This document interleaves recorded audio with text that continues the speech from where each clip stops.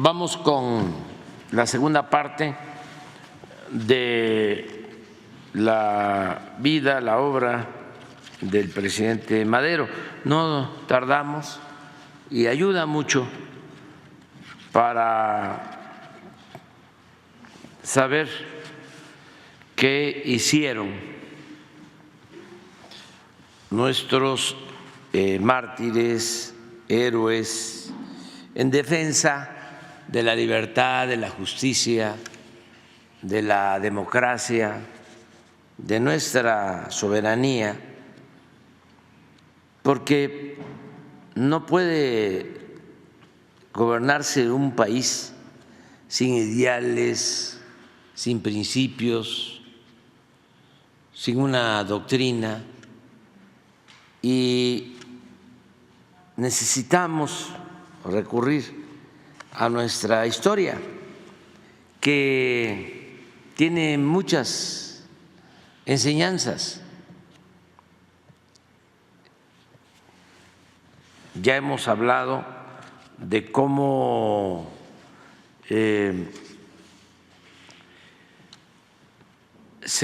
llegó a sostener en la época neoliberal o neoporfirista que había que hacer a un lado la historia. Se habló del fin de la historia.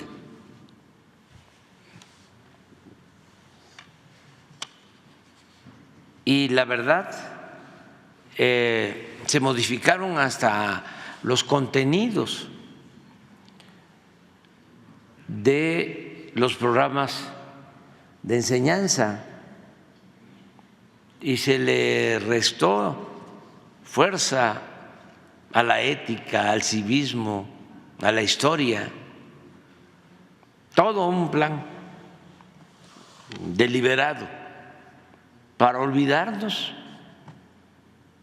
de que Hidalgo proclamó la abolición de la esclavitud, para que nos olvidáramos que Morelos luchó por la igualdad, para que nos olvidáramos de que Juárez llevó a cabo una reforma aplicando el principio bíblico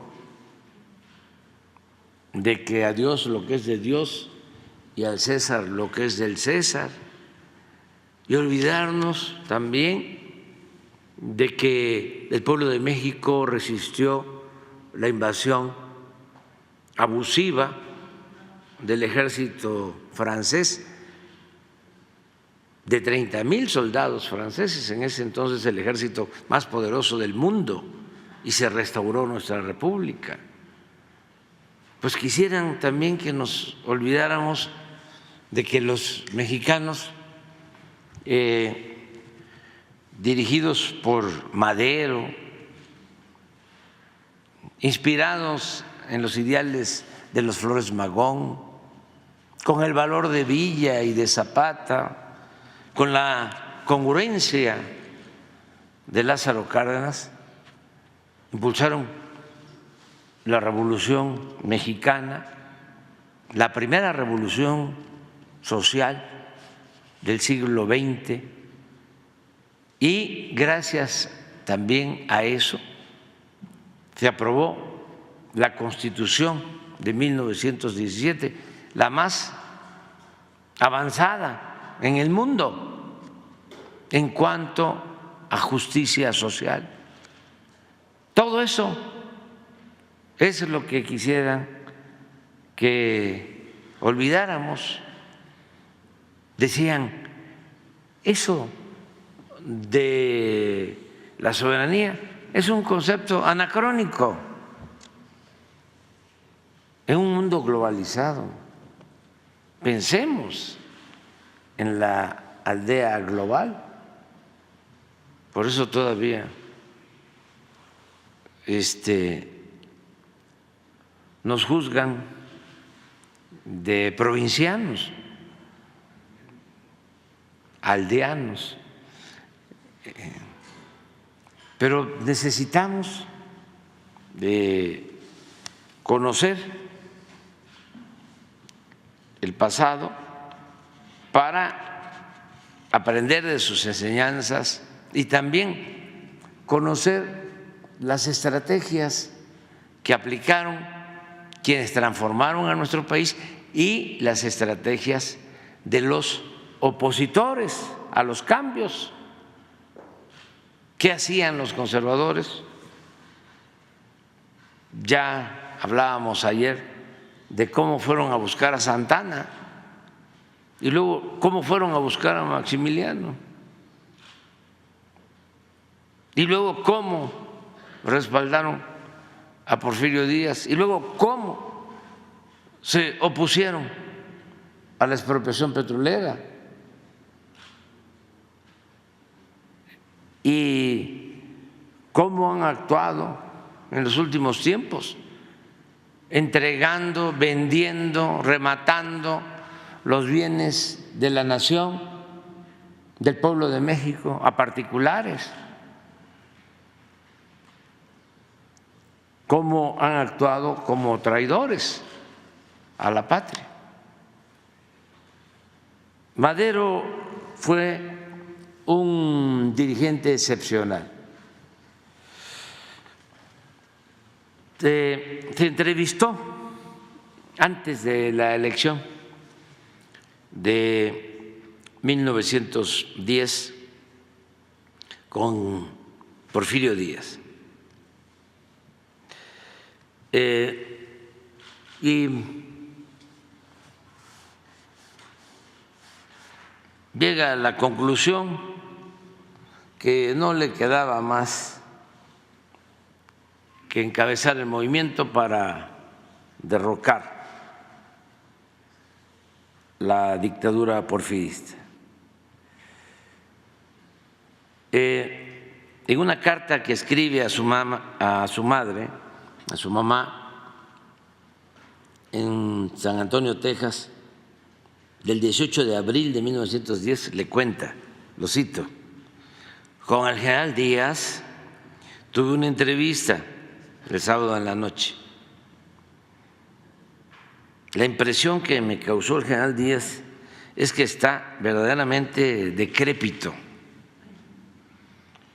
que tiene muy poca vitalidad. De la cuestión política comprendí que no se puede hacer nada con él, que está empeñado en seguir adelante con su programa. Yo le dije que por mi parte nosotros seguiríamos igualmente el nuestro. Se trató igualmente de la orden de aprehensión contra mí y me dijo que tuviera confianza en la Suprema Corte. Por eso es importante la historia, porque aunque decía Marx que la historia no se repetía, solo en su versión caricaturesca, creo que este gran filósofo en eso se equivocó o le dio otro sentido, ¿no?, a su planteamiento. Me dijo que tuviera confianza en la Suprema Corte, a lo cual le contesté con una franca carcajada, diciéndole que no tenía ninguna confianza en la Corte. Parece que quiso varias veces asumir una actitud imponente y seria, pero nunca logró hacerlo, pues comprendió que conmigo no daban resultados esas bromitas. Te aseguro que desde la entrevista que tuve con él se han multiplicado mis esperanzas de triunfo. Hasta ahí la cita. Debe entenderse que las esperanzas de triunfo, entre comillas, expresadas por Madero, no se limitaban únicamente a ganar las elecciones, sino a preservar hasta cambiar al régimen. O sea, no era ingenuo Madero, sabía que era muy difícil ganar las elecciones con un régimen autoritario. No descartaba otras opciones, tan es así que su partido tomó por anticipado la decisión de integrar un grupo encabezado por Roque Estrada para recabar pruebas de anomalías que sustentaran un posterior juicio de nulidad de las elecciones.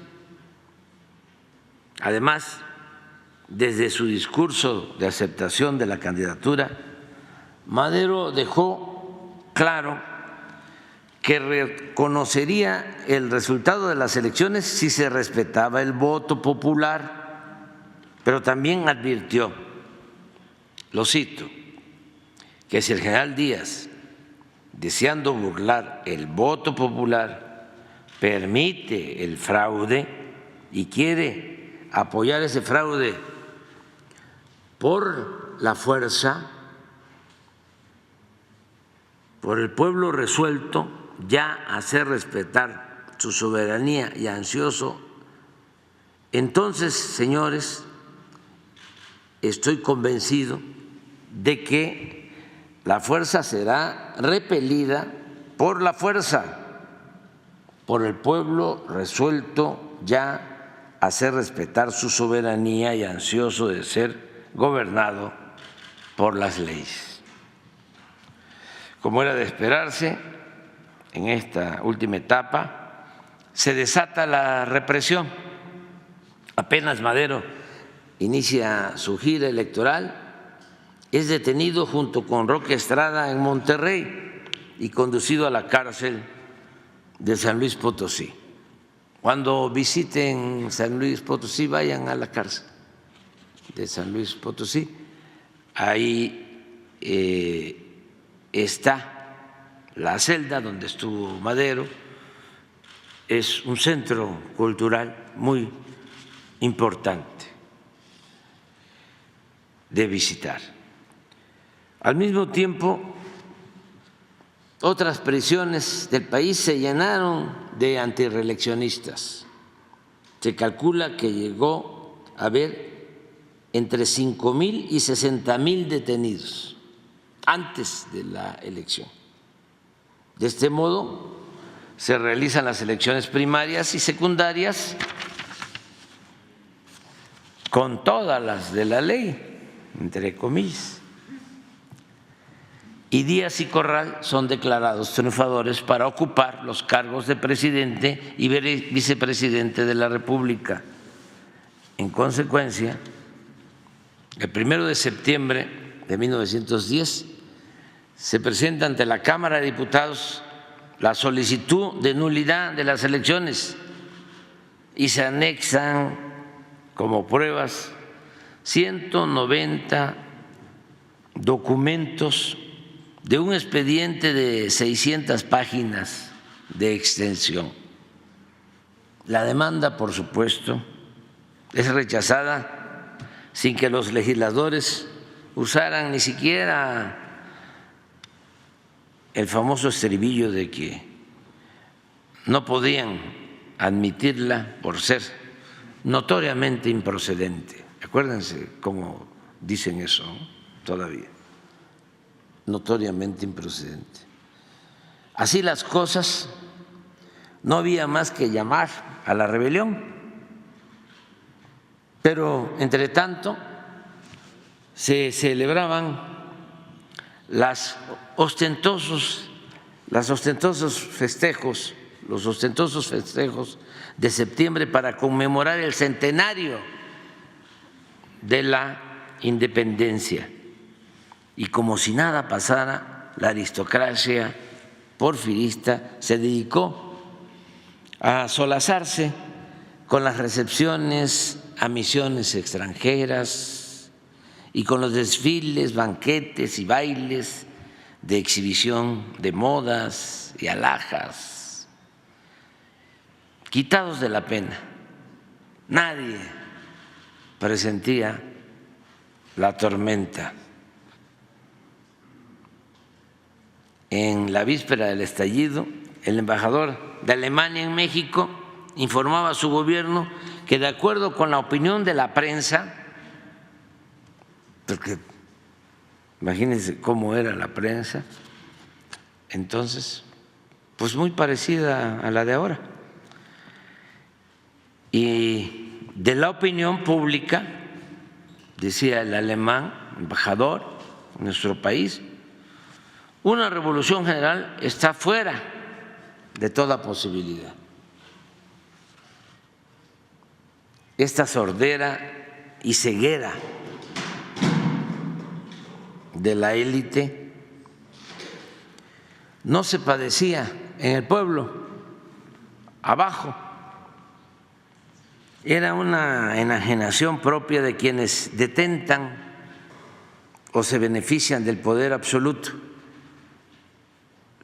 Siempre los de arriba, los de la élite, ¿no? Se sienten muy informados,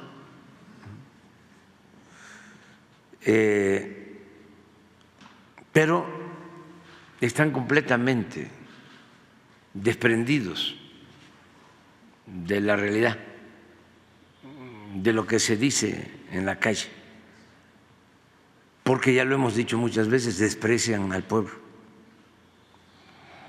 La gente del pueblo, por el contrario, pensaba y sentía de otra manera. Además, su aguda sensibilidad de presagiar siempre lo que se avecina, estaba atenta e interesada en la convocatoria para participar en la lucha de liberación. Y no solo se trataba de los más pobres, sino también de las clases medias, en donde el malestar era evidente. Un escritor italiano de Fumado, a ver si me ayudas, que lo metió preso el director del periódico porfirista, el más famoso periódico, El Imparcial, fíjense el nombre, El Imparcial, que llegó a tirar 120,000. Espínola, ¿no? Era el director, era famosísimo y recibía mucho dinero del gobierno, lo maiciaba Limantur. Esto lo pudo demostrar Espíndola, Rafael Reyes Espíndola, pero era famosísimo y persiguió a este periodista de Fumaro. A ver, busca, es italiano. El actual director de antropología, no Diego, del museo, es un buen historiador, escribió sobre esto.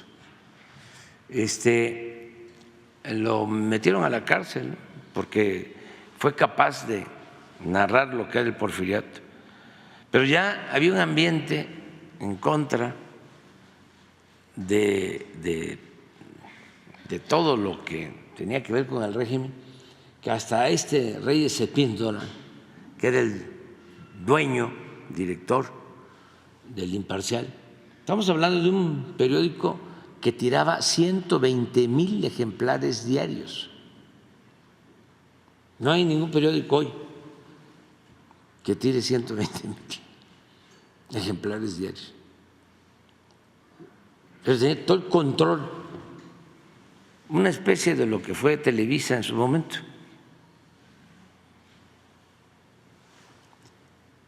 Bueno, llegó a la Plaza de Toros a una corrida y lo anunciaron y un abucheo general.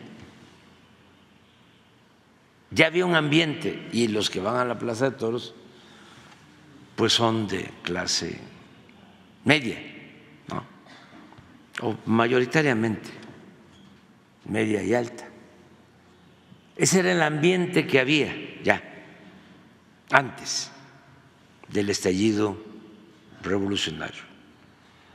Desde luego,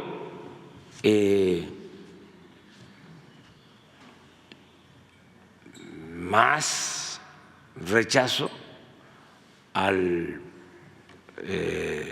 régimen porfirista de los peones acasillados, porque había esclavitud, pero ya era general. Sin embargo, la élite estaba quitada de la pena en los festejos del centenario de septiembre de 1910. Y el 20 de noviembre de 1910, pues se da a conocer el manifiesto, el Plan de San Luis, en el que Madero convoca al pueblo de México a tomar las armas.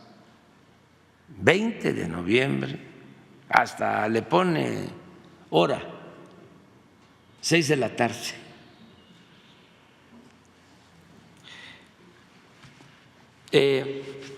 Madero y Roque Estrada están en la cárcel, salen de la cárcel, y en San Antonio se redacta el Plan de San Luis y se da a conocer. El plan explica así, de manera sencilla, es muy amplio, pero dice: México está gobernado por una tiranía que ha pretendido justificarse a sí misma con los beneficios de la paz y de la prosperidad material. Por eso siempre, y esto es para los jóvenes, es progreso con justicia, porque progreso sin justicia es retroceso. Pero esa paz, decía el Plan de San Luis, o se lee en el Plan de San Luis, no descansa en el derecho, sino en la fuerza. Y esa prosperidad solo beneficia a una minoría, no al pueblo ni a la nación.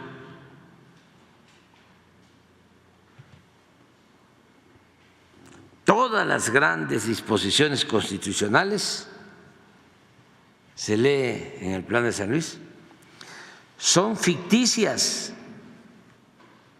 Ni los poderes son iguales e independientes, ni los estados soberanos en su régimen interior, ni libres los municipios.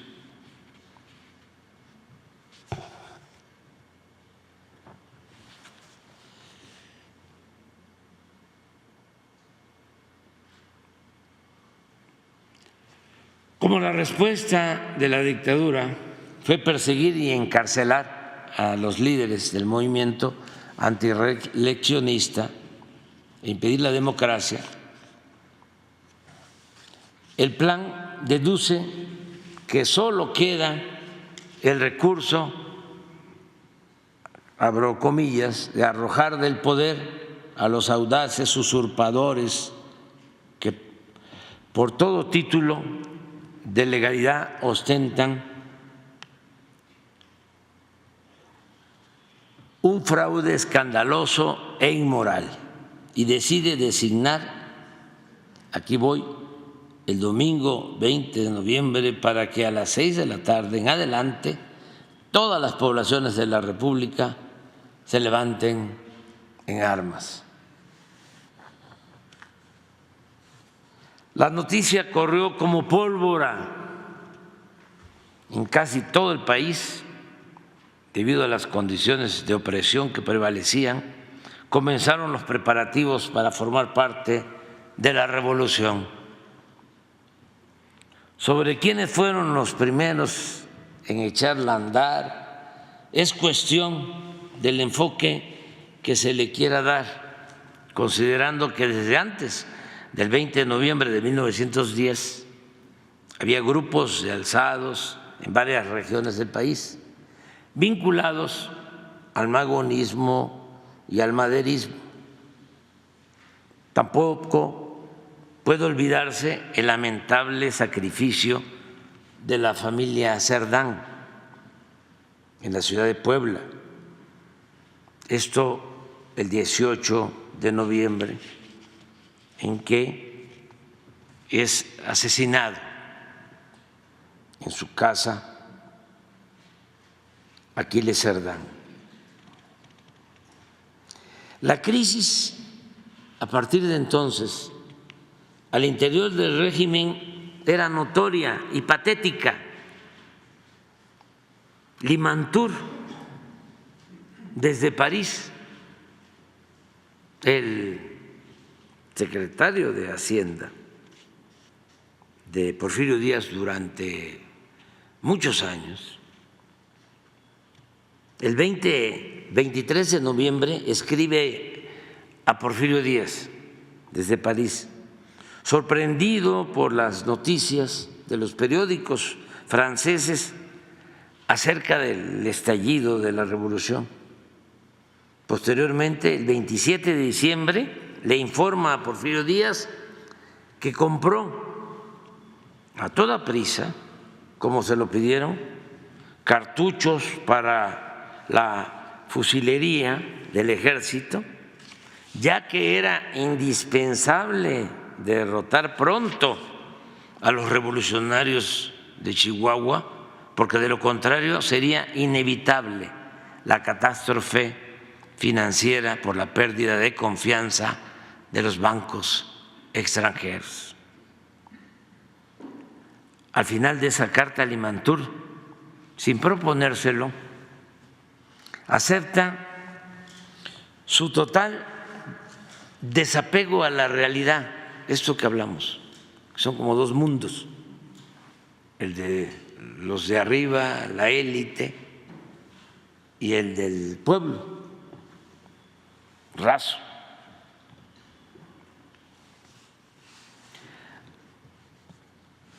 Como suele pasar con casi todos aquellos que viven en el mundillo de las finanzas.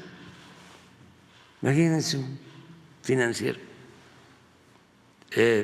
Hasta hace poco se recomendaba que a las giras de los presidentes no fueran los secretarios de Hacienda, ni los subsecretarios, sobre todo el de egresos, no se fuesen a sensibilizar, no se fuesen a sentir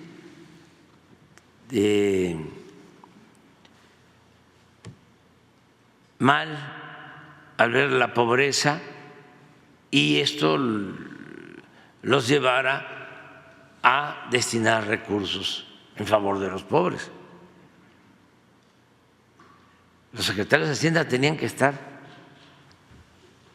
aquí, donde está el despacho de Limantour, que todavía sigue siendo ahí el despacho del secretario de Hacienda, y tener en la antesala a empresarios, a banqueros, pero no ir a las giras para no darse cuenta de la realidad.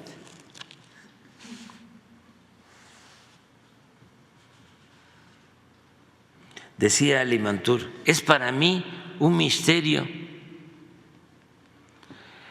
insondable la causa determinante del éxito relativo obtenido por los descontentos. ¿Sí? ¿Qué pasó?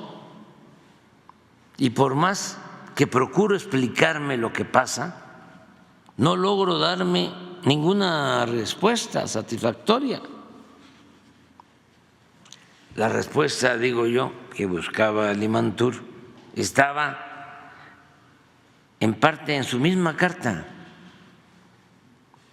en la cual se quejaba ante Díaz de que en su ausencia, que tenía que hacer ese viaje a París y dejó la Secretaría de Hacienda, Joaquín Casasus, que era una especie de viceministro o subsecretario,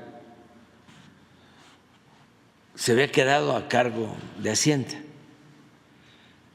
y había conseguido una concesión ferrocarrilera en favor de la empresa norteamericana de la Union Pacific. Pero esto se quejaba de que, aprovechando de que estaba fuera, Casasus había entregado esta concesión a esa empresa estadounidense ferrocarrilera. Pero eso no lo alcanzaba a comprender Limantur por su mentalidad. Pues en su mentalidad el gobierno no estaba para procurar la justicia. Y esto todavía aplica. El gobierno no estaba para procurar la justicia, sino para facilitar a los hombres de negocios hacer riquezas como fuera. Por eso cuando hablamos de neoliberalismo, sostenemos que lo más apegado a nuestra realidad es llamarle neoporfirismo. No es nada nuevo, fue lo que se aplicó, la política económica que impusieron desde 1983 hasta 2018, llamada neoliberal, es exactamente lo mismo, es una calca de la que se aplicó en los 34 años del porfiriato. El gobierno no estaba para procurar la justicia, sino para facilitar a los hombres de negocios hacer riquezas como fuera, incluidas las prácticas de corrupción. Un día vamos a hablar aquí de las prácticas de corrupción. ¿Saben cuál fue el primer FOBAPROA? Se dio durante el gobierno de Porfirio Díaz, porque se rescató a todos los ferrocarriles, a todas las empresas ferrocarrileras extranjeras, se les compraron las acciones y toda la deuda pasó a formar parte de la deuda pública. Ese fue el primer FOBAPROA. Y les podría yo hablar también que el primer ferrocarril que se inauguró de pasajeros fue el ferrocarril de la Ciudad de México a Veracruz. Lo empezó el presidente Juárez, lo terminó el presidente Lerdo. Se inauguró en 1873. Bueno, privatizaron el ferrocarril y vendieron acciones. Uno de estos empresarios porfiristas, por cierto, una calle famosa lleva su nombre,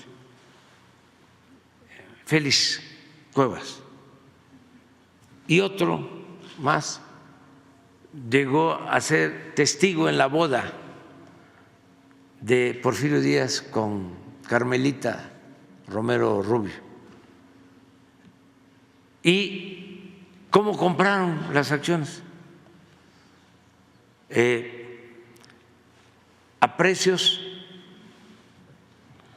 muy bajos. En la bolsa de Londres las acciones costaban más. Sin embargo, a ellos les vendieron las acciones por abajo del costo de las acciones en la bolsa de Londres. Grandes negocios hechos al amparo del poder público.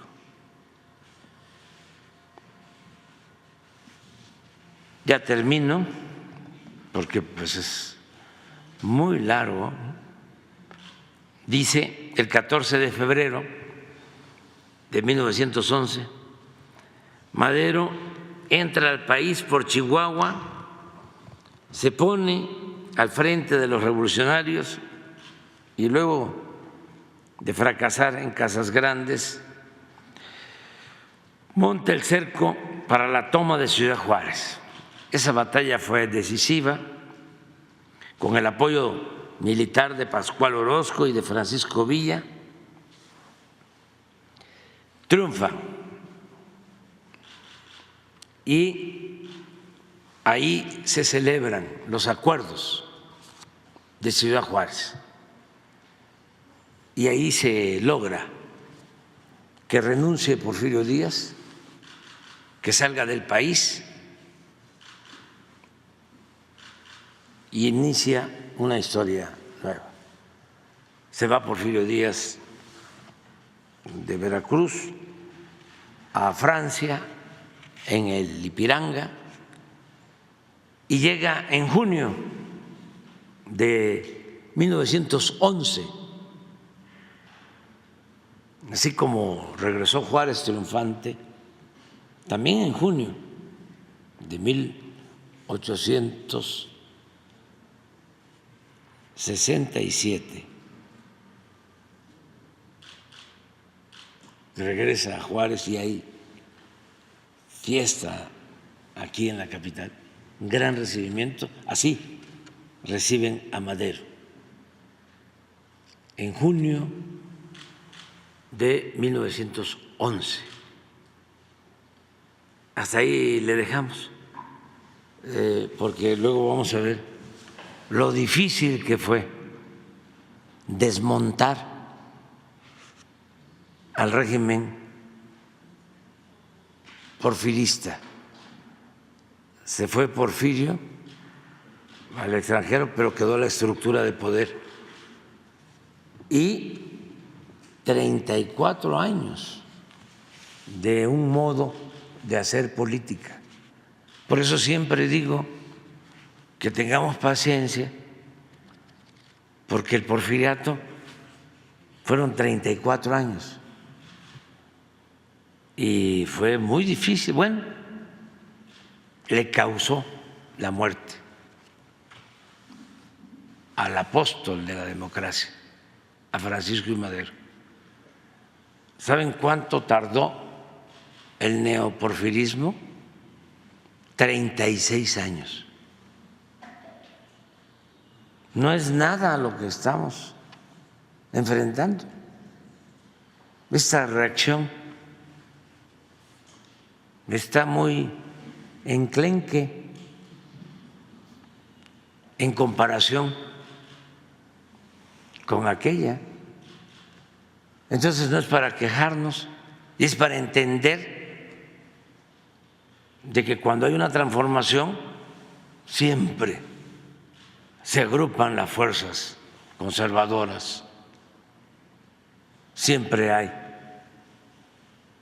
reaccionarios, pero la enseñanza que nos dejó el maderismo es que ese hombre bueno,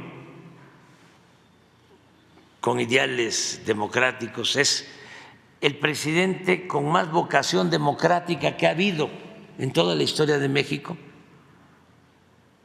Pensó o consideró que no era necesario aliarse con el pueblo, sobre todo en ese entonces con los campesinos.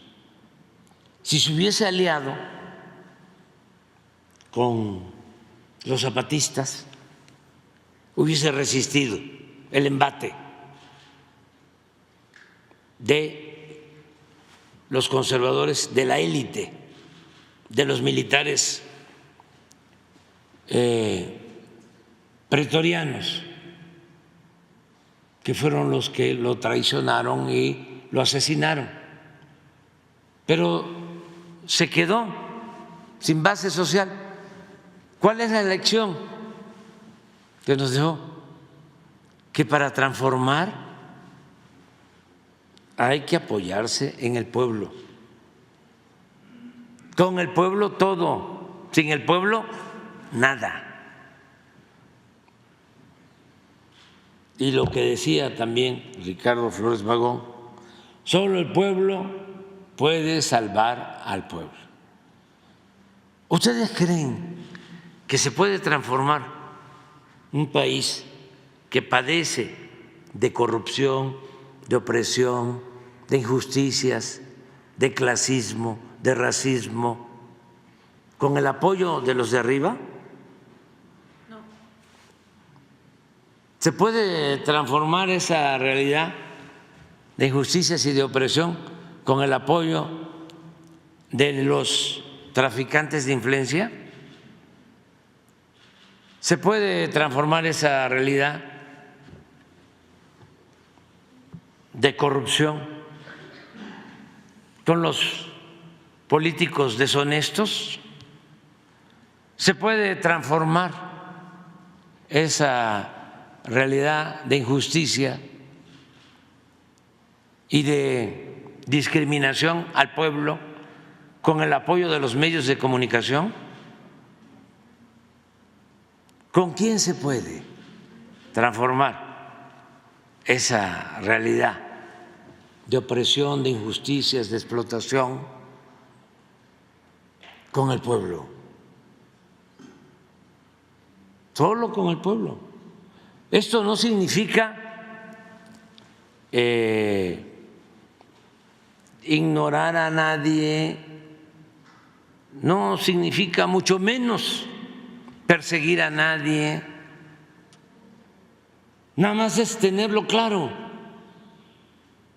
y no ser ingenuos, porque hay quienes dicen tenemos que corrernos al centro, hay que gobernar para todos. Sí,